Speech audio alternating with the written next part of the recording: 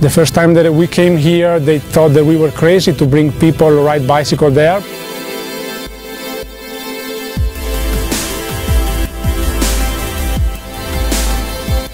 When we say them we want to do 100 kilometers with a bike, they say, no, it's impossible.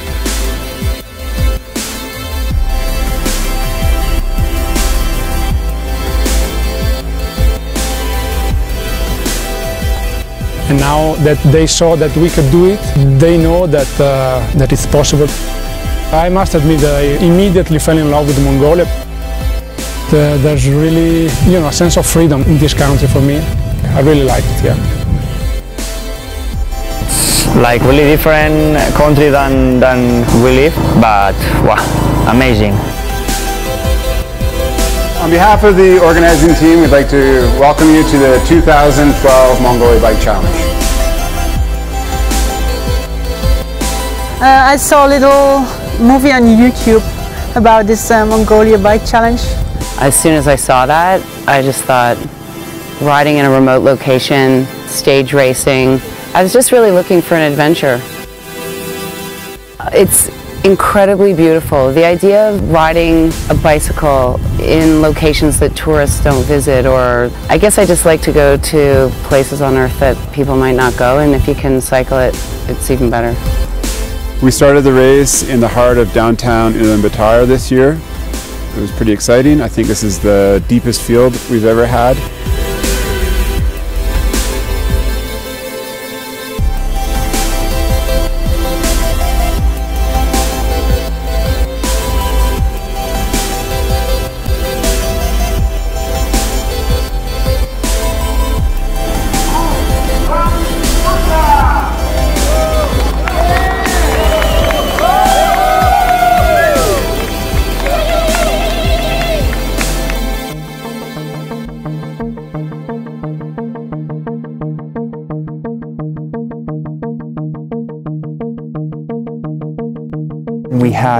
We had pretty miserable weather for the first part of the stage, so it was raining and cold, which actually suits me pretty well, even though I really don't like riding in it.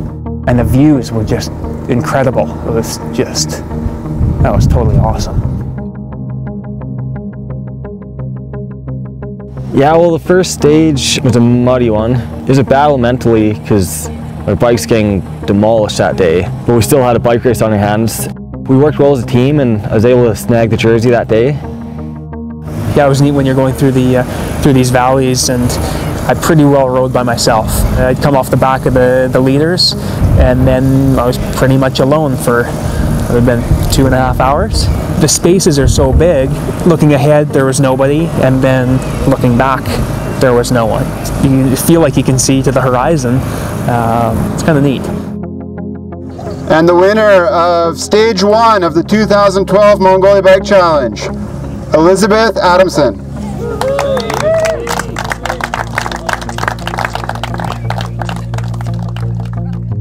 And in first place, the winner of Stage 1 of the 2012 Mongolia Bike Challenge, Corey Wallace.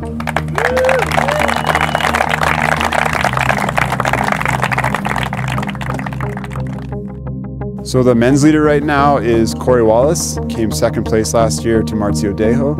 Corey was leading until halfway through the 7th stage when he flatted 3 times. Stage 8 and 9, Marzio continued to ride really well, and basically his lead was too much for Corey. I know losing last year was pretty upsetting to Corey. I'd say he loves the Mongolia Bike Challenge better than anyone else. Come into a race like this and you never know who's going to be here, so you don't really know where you fit amongst everyone else. I didn't really have any great expectations, and I came here to complete the race. To take the pink jersey on the first day was a great surprise and a really nice surprise, and to hold it easily on day 2 was really good.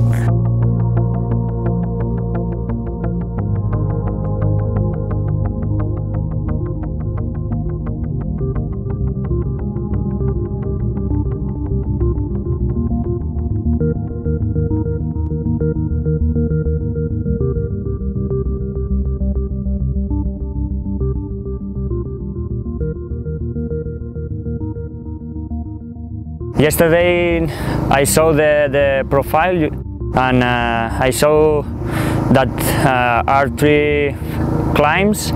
So for me it's better if the profile are climbed, because in the flat sections I'm not really good. At the end, finally in the sprint I won, so I'm really happy to win today. The first stages, they were quite alright, because then I really did my own things. So, and I had a bit more time to look around then, the first stages. Yeah, then I was quite close with the first person, so I decided to get more into the race and to go for it.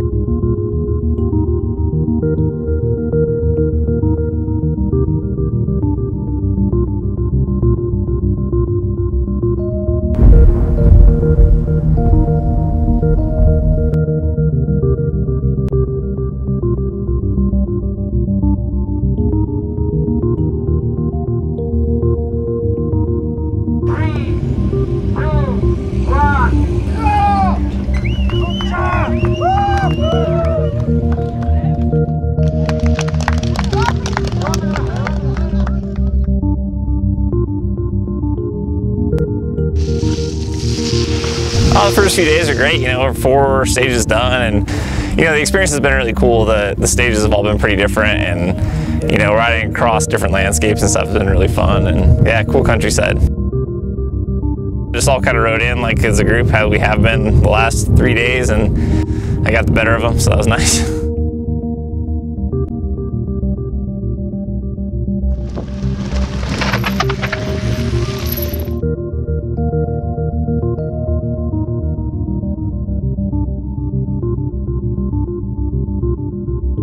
That's been really interesting. Mongolia is somewhere that I've sort of not really put that much thought into or had any sort of preconceived notions about, and so far it's been really awesome.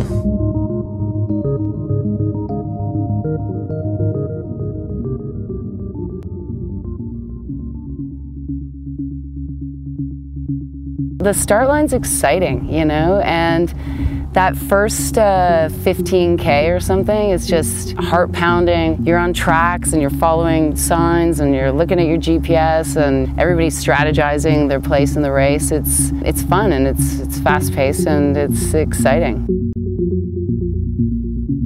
The first 2 days were really hard for me.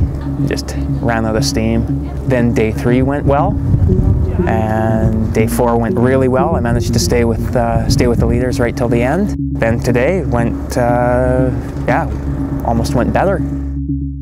I started seeing camp maybe 2 kilometers out, and could see the tents and could see the finish, and started getting pretty happy when I saw that.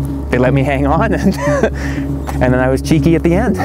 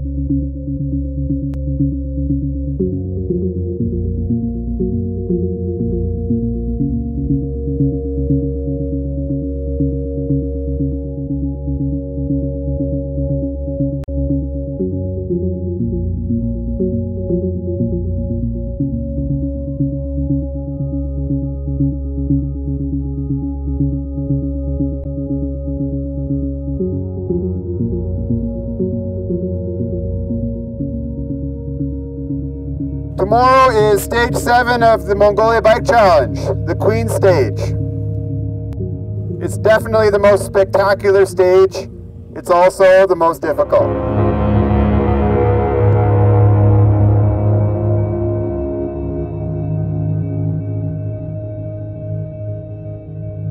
When we set off, the weather actually looked fine. The sky was blue, and I guess if you looked at the clouds, you could see that there were clouds building.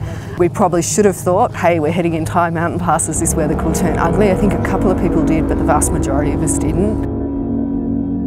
So I think it was probably, for me, about kilometre 50, 60, it actually started raining.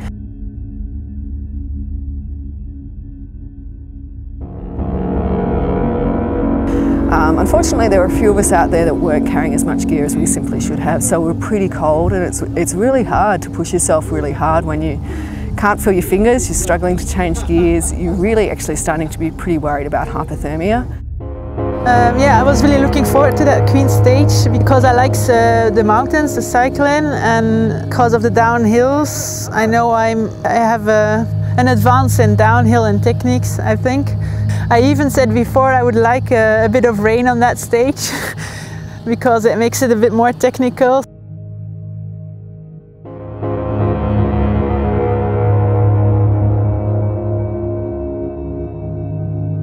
So although the leaders were able to finish the stage in a reasonable time, we made the call to cancel the stage. And at that stage, it's a little disappointing to cancel the racing, but the most important thing is getting everyone back safely.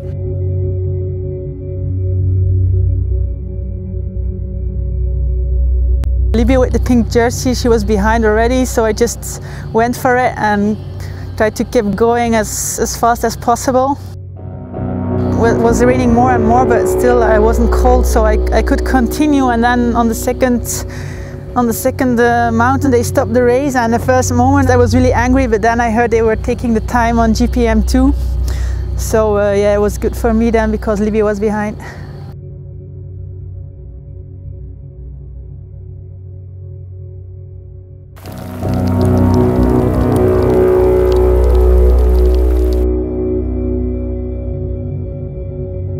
In this exact location, we've had snow, 30-degree weather, sunshine, and now rain and flooding rivers.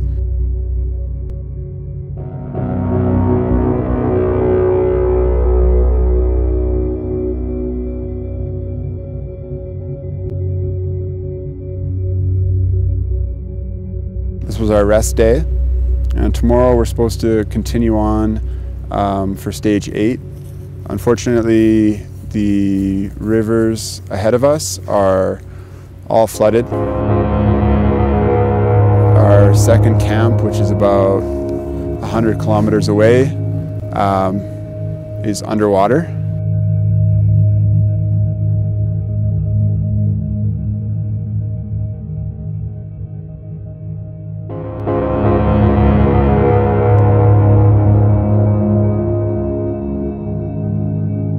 Because stage 8 is cancelled, we're going back the way we came partway through yesterday's course, setting up a new camp, and then finishing the race with two new stages, alternate routes to Karakoram. The race referee and the race director compiled today's results. The stage was suspended by the race organizers. Your results are taken from the second GPM. In the men's race, the overall leader is still, from Canada, Corey Wallace.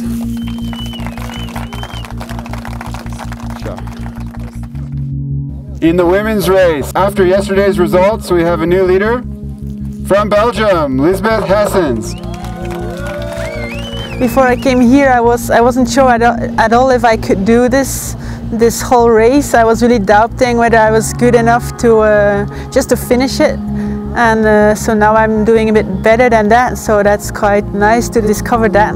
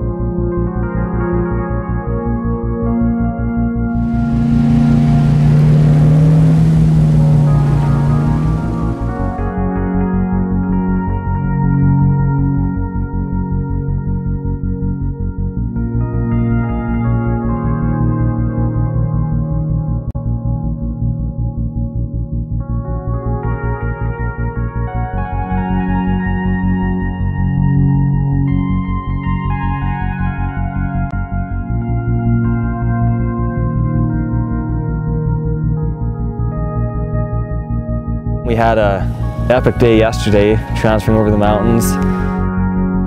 And the stage you guys put together today, I don't know how they did it, but it was one of the best stages we've done.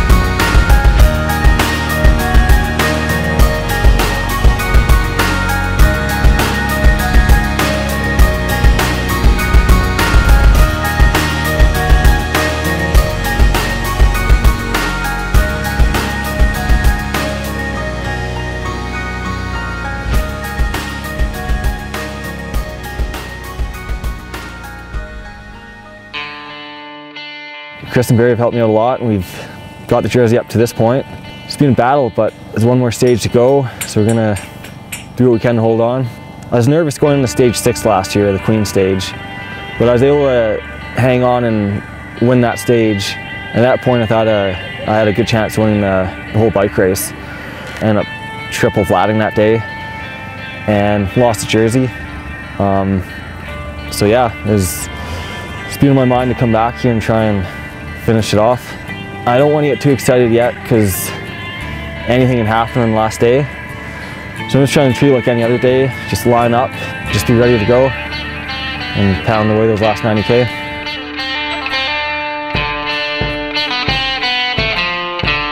All I can do is go out there and race as hard as I can. So I'm pretty sure we're going to have a good battle out there.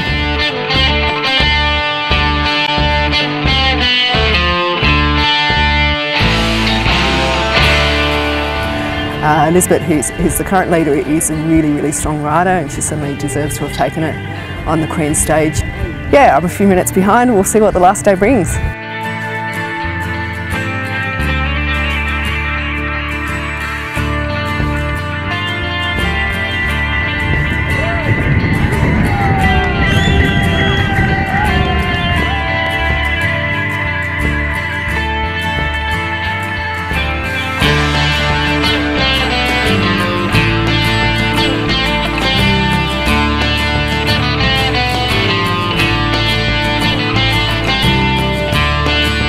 In the first 10-15k, Elizabeth was literally just drafting me, and I was drafting Robert, and I thought, oh, we're in strife and I'm not going to get anywhere here.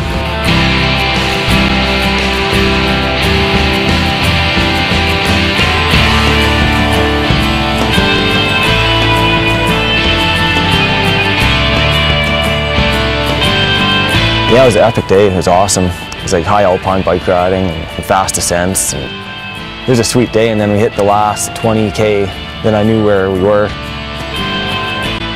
Half K to go and began to get excited and came down to a sprint finish. Barry took the win. I got the pink jersey and mission accomplished.